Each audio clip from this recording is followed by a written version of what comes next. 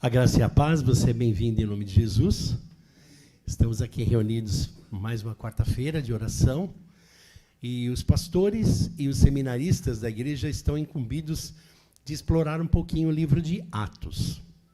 Atos dos Apóstolos é um livro bastante interessante porque ele faz uma ponte dos 4 evangelhos a verdadeiramente o ato dos apóstolos. Porque até então, nos evangelhos, nós tínhamos Jesus encarnado, fisicamente, Jesus operando a sua ação evangelística salvífica na terra. E Atos dos Apóstolos vem, então, mostrar a continuidade deste ministério através da sua morte. Ou seja, ele vem fazer a ponte destes evangelhos a um evangelho que estava sendo pregado, ora, não mais por um Deus presente, mas através da ação do Espírito Santo. Nos evangelhos nós tínhamos Jesus encarnado, fazendo esse trabalho, e agora os Atos dos Apóstolos mostram a continuidade. Ou seja, que o evangelho ele transpôs a morte da cruz. Ou seja, Cristo, Deus, ele continuou operando o seu evangelho de transformação e amor através da sua morte. Então, Atos dos Apóstolos vem mostrar que a obra do Senhor continua não mais com um Cristo físico, mas ela é minha e sua responsabilidade através do Espírito Santo. Então, você faz parte dessa história. Na linha do tempo, pode ser 1000 anos, ou no olhar do Senhor 1 segundo, você faz parte do ato dos apóstolos. Jesus, então, através do Espírito Santo, nós vemos que em próprio livro de Atos, até então, o Espírito Santo ele pairava sobre as pessoas que deveriam receber a unção. E através da morte de Jesus Cristo na cruz, e então nós vimos ali em Atos dos Apóstolos, ali quando os discípulos recebem ali o poder do Espírito Santo. E é o que ocorre conosco hoje, a partir do momento que nós dissemos, sim, Senhor, eu creio na salvação através da tua morte em Cristo Jesus. Nós passamos a receber parte de um Deus vivo dentro de nós. E é sobre isso que esse livro fala, sobre a continuidade de um evangelho, agora através da minha e sua vida. Então, nós temos o Espírito Santo atuando em nós. Então, esse livro é interessante porque ele traz esta ponte, esta ligação. Que se para nós hoje, que temos o conhecimento, é difícil, imagina para quem estava vivenciando na época e ainda não tinha esta informação. Bastante complicado, né? Mas nós vamos seguir aí vendo o que o Senhor tem feito em Atos dos Apóstolos. Eu convido você a acompanhar a leitura, ela é um pouco extensa, mas é importante que vocês se situem no capítulo que iremos estudar, Atos 4, de 1 a 36. Eu estarei lendo, eu peço que você acompanhe. E a palavra do Senhor diz: enquanto Pedro e João ainda falavam ao povo, chegaram os sacerdotes, o capitão do templo e os saduceus.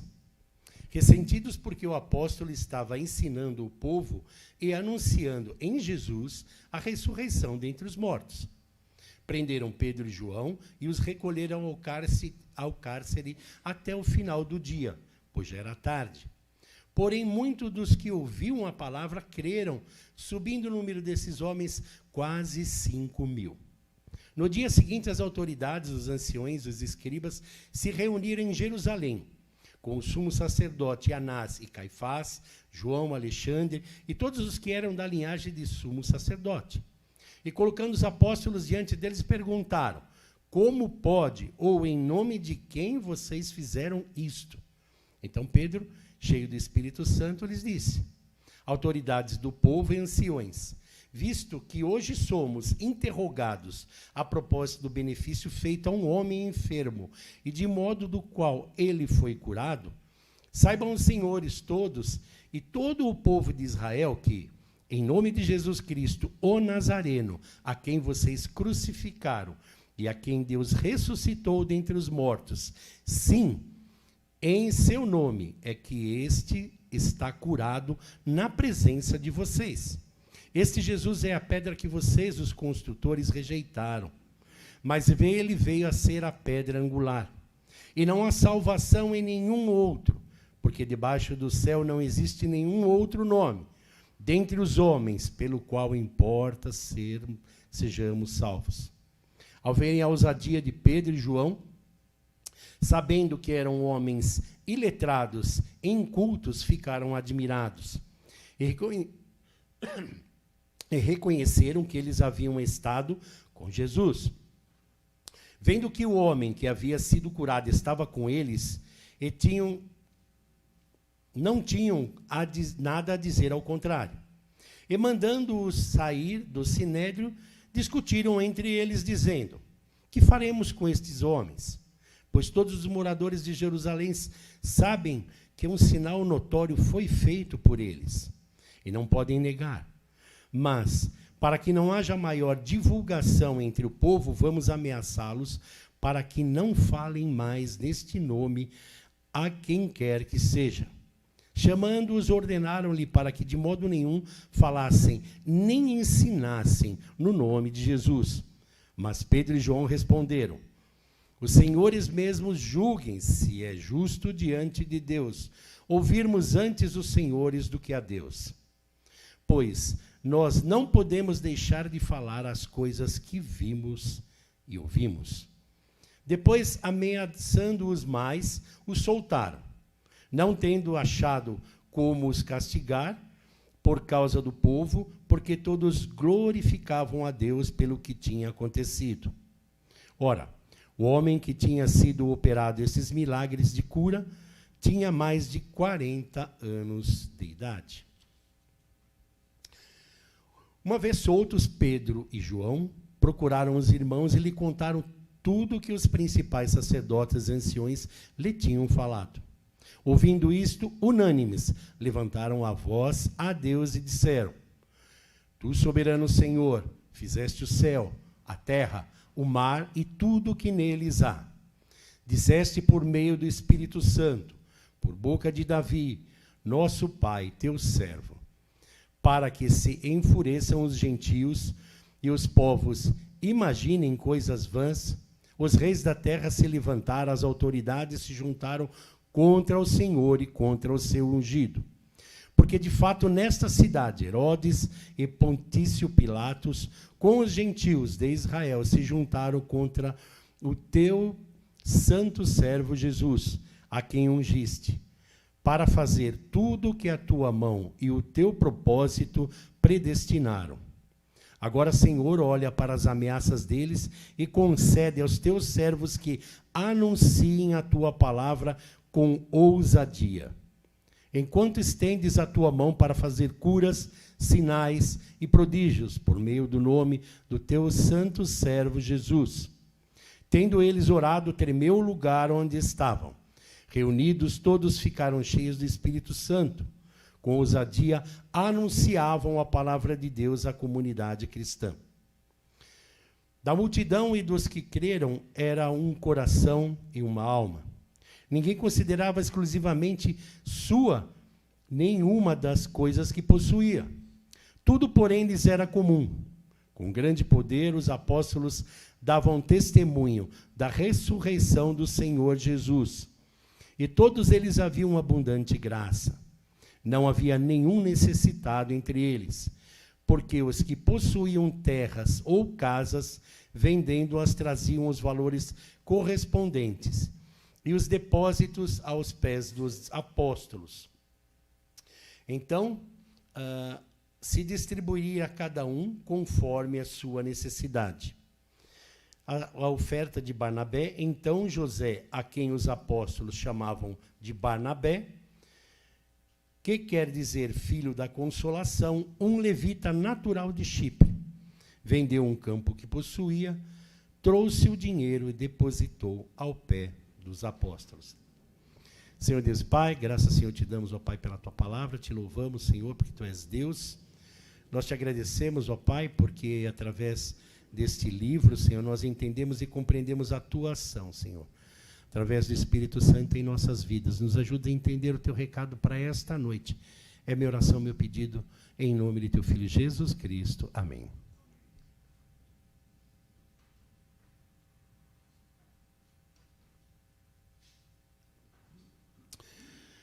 No livro de Atos, vemos a formação e o crescimento da igreja primitiva movida pelo poder do Espírito.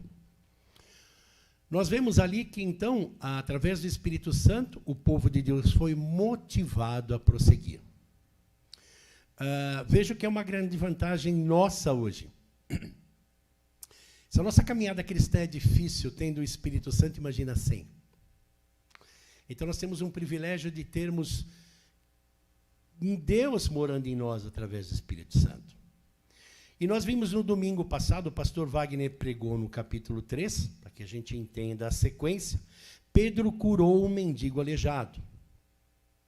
E depois, então, Pedro vai à sinagoga e ele anuncia as boas novas no templo. E assim terminou. E o pastor Wagner leu o último versículo do capítulo 3, que é o 26, dizendo: quando Deus ressuscitou o seu servo, ele o enviou primeiro a vocês, povo de Israel, para amaldiçoá-los, fazendo cada um de vocês se afastar dos seus caminhos pecaminosos. Ou seja, Pedro estava sendo duro com os que ali estavam. E eles não estavam contentes, porque ele estava, na realidade, através da palavra e obra do Senhor, mostrando os seus erros. Muitas vezes, né, nós fugimos da igreja, nós não queremos ir para a igreja porque a palavra, às vezes, ela nos confronta, né? Não, ela nos fala, ela nos cutuca, ela nos fustiga, era o que estava acontecendo ali. Então, esse foi o desfecho do que o pastor Wagner estava colocando. E o capítulo 4 destaca um momento crucial em que os apóstolos Pedro e João enfrentam oposição por pregarem a ressurreição de Jesus Cristo. Esse é o pano de fundo para a entrada do nosso capítulo. Eles estavam preocupados e, ao mesmo tempo, bravos com o que estava acontecendo. Porque quem são esses homens que vêm falar de um Jesus que nos amolou durante um tempo, que foi crucificado e agora vive? Então, esta coisa preocupava bastante aos dirigentes da época. Esse capítulo ele é interessante porque ele oferece uma rica informação e ensinamentos para nós sobre coragem, fé e a missão da igreja, que é o que nós vamos ver. Nós vamos explorar estes temas. O primeiro tema deles é a coragem diante da perseguição. A gente vê as guerras acontecendo, né? A gente vê ali no Oriente Médio, e às vezes eu paro para pensar, né? Será que se eu estivesse lá eu teria coragem realmente de continuar com o Evangelho, alguém com a arma na sua cabeça, né? E dizer para você, se você realmente quer Jesus Cristo, você vai para Ele agora. Né? A gente vai te promover. Ou então, se você realmente disser não, né? Você pode continuar vivo. Os apóstolos estavam neste momento ali, né? Nesta questão. E Atos 43, 13 diz: quando viram a coragem de Pedro e João e perceberam que eram homens comuns e sem instrução, ficaram admirados e reconheceram que eles haviam estado com Jesus. Aqui nós vemos dois aspectos. Coragem. Certa feita, já comentei isto aqui, né? Trabalhava numa empresa de automação, né, isso há bastante tempo, e estávamos ali no McDonald's, na Paulista, né, comendo um lanchinho ali, e aí chegou um determinado horário, nós vimos um camarada muito bem vestido, de terno, saiu, foi até a calçada da Paulista, colocou o seu tapetinho, ajoelhou-se e orou. Muitas vezes nós vamos fazer uma refeição em algum lugar fora, a gente tem vergonha de orar, né? E aquele homem, ele foi até a calçada, movimentada, numa Avenida Paulista, ele se ajoelhou, ele orou ao Deus dele. Eles sabem todo o Alcorão decorado. Quantos versículos nós sabemos?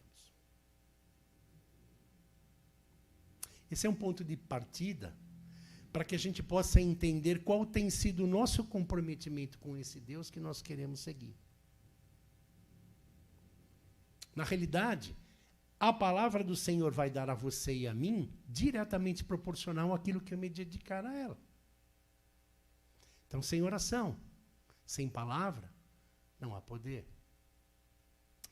Uma outra coisa interessante, eles conheciam Pedro e conheciam João. E eles viram autoridade na sua palavra. Autoridade de quem? Jesus, através do Espírito Santo. Aí vem uma outra questão. Nós temos refletido Cristo em nossas vidas? A pessoa que nos vê, quem ela está vendo, Roberto ou Cristo através das minhas ações? Interessante que nós vemos aí Pedro e João, eles eram homens simples, mas eles estavam, através do Espírito Santo, falando com autoridade. E as autoridades do Sinédrio reconheceram esta autoridade.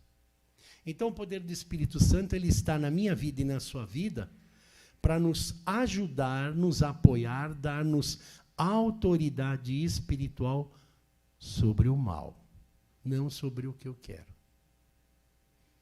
Então, o Senhor, ele coloca o Espírito Santo na nossa vida para que nós tenhamos autoridade para prosseguirmos na pregação. Isso foi com que Pedro e João fizeram lá.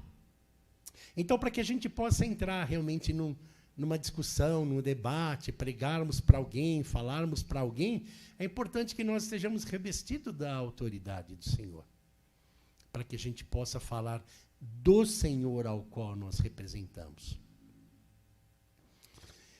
E nós vemos também que Pedro e João demonstraram uma coragem notável, né? Então nós temos que pedir para o Senhor nos dar coragem, né? Porque nós vemos que várias pessoas de outras religiões que não têm o Deus verdadeiro têm muita coragem, né? E nós deveríamos ter mais coragem do que eles, porque o nosso Deus é o Deus verdadeiro.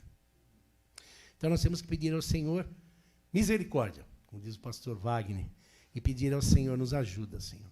Nos ajuda para que nós tenhamos coragem, ó Pai. Nós temos em nossa vida e em nosso coração o Deus verdadeiro, é o verdadeiro Deus. E muitas vezes nós não o buscamos como devemos. Nós vemos aí essa questão da autoridade. Sua confiança não vinha das habilidades ou educação, mas a sua relação com o Senhor. Eles estavam, naquele momento, refletindo algo que eles haviam vivido com Jesus nos evangelhos. Ou seja, o Espírito Santo não tem como usar algo em mim que eu já não tenha tomado conhecimento.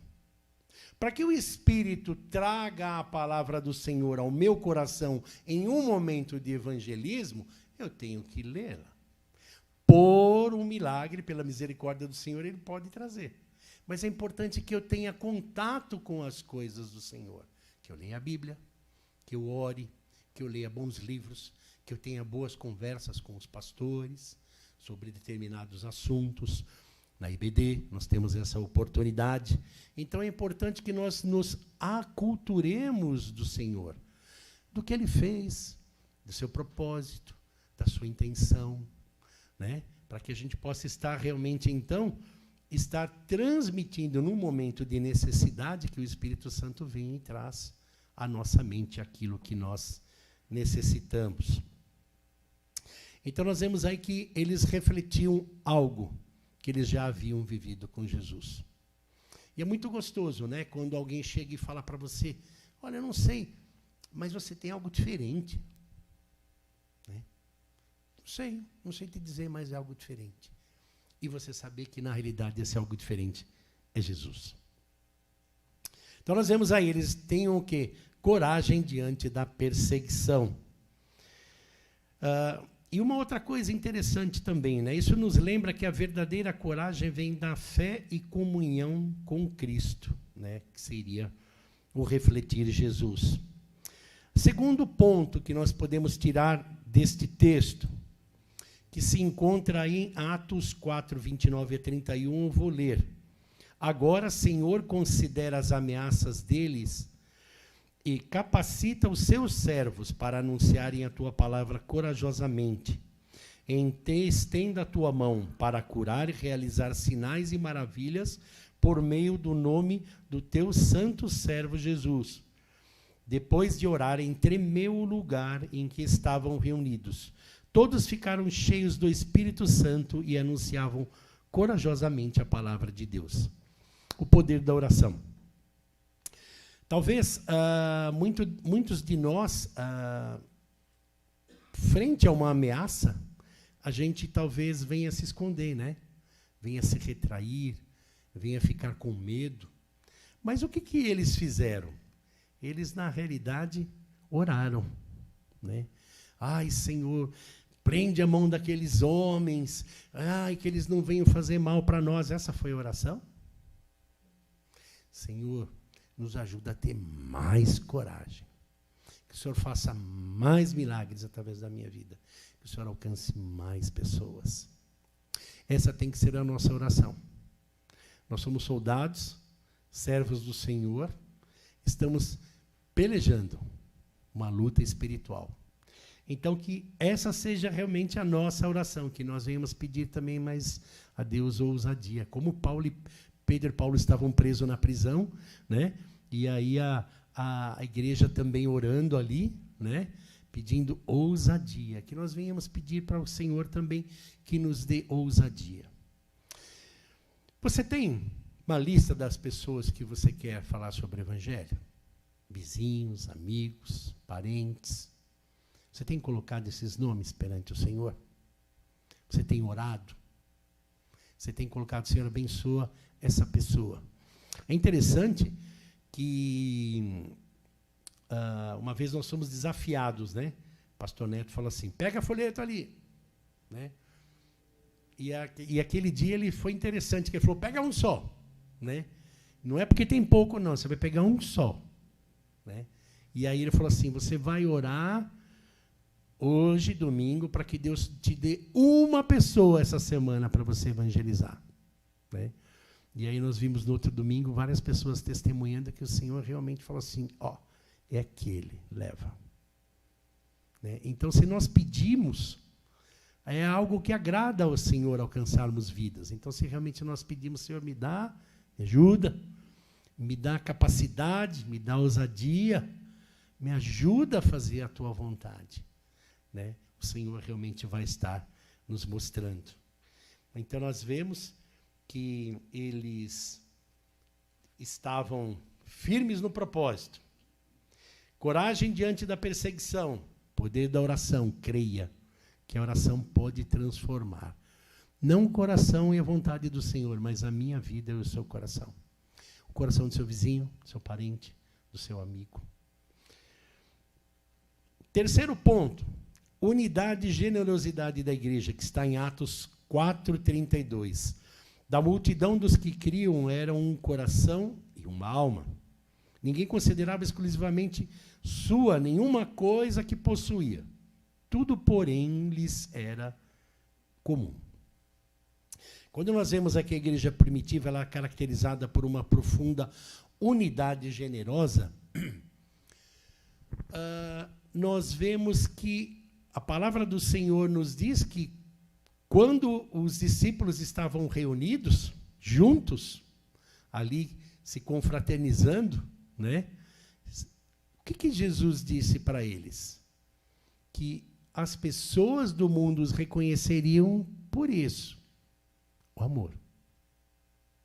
Então é interessante que algumas professoras da Raquel vieram aqui no velório do seu Augusto e da Dona Maria. E não são cristãos, mas eles acharam interessante, né? Nossa, é diferente, as pessoas alegres se apoiando, né, se abraçando com palavras, né? E aí até o pastor André, né, vendo essa situação, realmente estava um clima assim gostoso, porque a morte do cristão ela é diferente, né? Ela é diferente.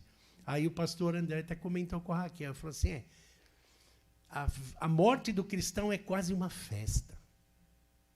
Então, é isso que nos diferencia lá fora. As pessoas veem o nosso trato e elas falam, pô, mas é diferente. Eles se tratam diferente. Porque nós nos amamos? Não, porque às vezes a gente briga como uma família. Mas a gente releva isso tudo. E em nome do amor, da obra e de Cristo Jesus, a gente trabalha com generosidade e amor. E é por isso que nós temos que ser reconhecidos lá fora, pela nossa união. As pessoas têm que olhar para nós e dizer assim, eu quero ir lá, tua igreja é diferente, as coisas são diferentes. Eu fui lá numa festinha, num chá das irmãs, nossa, que coisa bacana, fui num culto. Então é isso que nós temos que buscar, essa generosidade. E ela passa não só pelo convívio, mas também pela ajuda. Porque, na realidade, tudo aquilo que nós possuímos não é nosso. O Senhor nos deu como depósito para que a gente venha cuidar. Existe uma parábola da grande pérola, né? Que não sei quem conhece, que realmente Deus coloca as coisas ao nosso dispor. E às vezes Deus fala, sabe aquele teu carro? Eu preciso dele emprestado que você vai pegar lá alguém. Olha, sabe aquela tua casa? Sabe aquele teu tablet que está parado? Sabe aquele teu computador, aquele teu celular? Olha, sabe essas tuas horinhas aí? Eu preciso que você vá lá trabalhar para mim. Eu preciso que você vá fazer isso para mim. Então, entender que a necessidade do meu irmão é a minha necessidade. Porque se você vier aqui na frente, eu pegar o dedinho do seu pé, o mindinho, aquele catatalzinho que está aí dentro do teu pé com meia, às vezes até gelado agora, eu pisar em cima dele, talvez você nem durma. Porque eu sou pesado, estou com 108 quilos. Você não durma porque vai ficar doendo, mas é um trocinho de nada. Por que esse dedinho vai te incomodar? Porque ele faz parte do seu corpo. Então, nós temos que olhar para o corpo de Cristo e entendermos as necessidades e dificuldades de cada um. Sejam elas espirituais, sejam elas sentimentais, sejam elas financeiras. Então, nós vimos que o quê? Que eles se preocupavam uns com os outros. Eles compartilhavam tudo o que tinham e eram em comum. Essa comunhão é um exemplo poderoso de como devemos viver como corpo de Cristo. Essa é uma lição que nós tiramos de Atos 4. O viver em comunhão.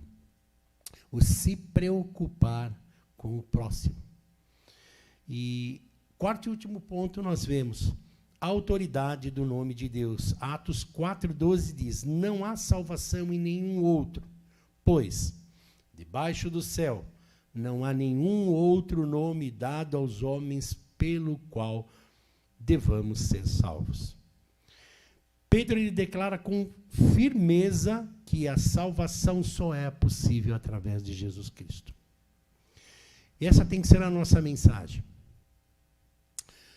O mundo está muito liquefeito.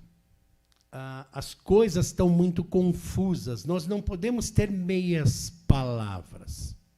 Muitas vezes nós temos medo de agredir os outros. Não é bem assim. E Pedro nos mostra, olha, te amo muito, você é muito bacana, te considero muito. Mas se você não aceitar a Jesus Cristo, teu fim é triste. E muitas vezes nós queremos dar um jeitinho, uma ensaboada no Evangelho, mas a palavra é esta. O tempo oportuno é este. Nós temos que levar esta mensagem, que as pessoas aceitem a Jesus Cristo, sem rodeios. Através do amor, refletindo Jesus Cristo. Esta tem que ser a nossa mensagem. Somente através de Jesus Cristo. Não tem bondade, não tem trabalho, não tem pai, não tem mãe, não tem nenhum outro que possa interceder por nós a não ser Cristo Jesus. Essa é a verdade fundamental do Evangelho, que devemos ter com clareza e convicção.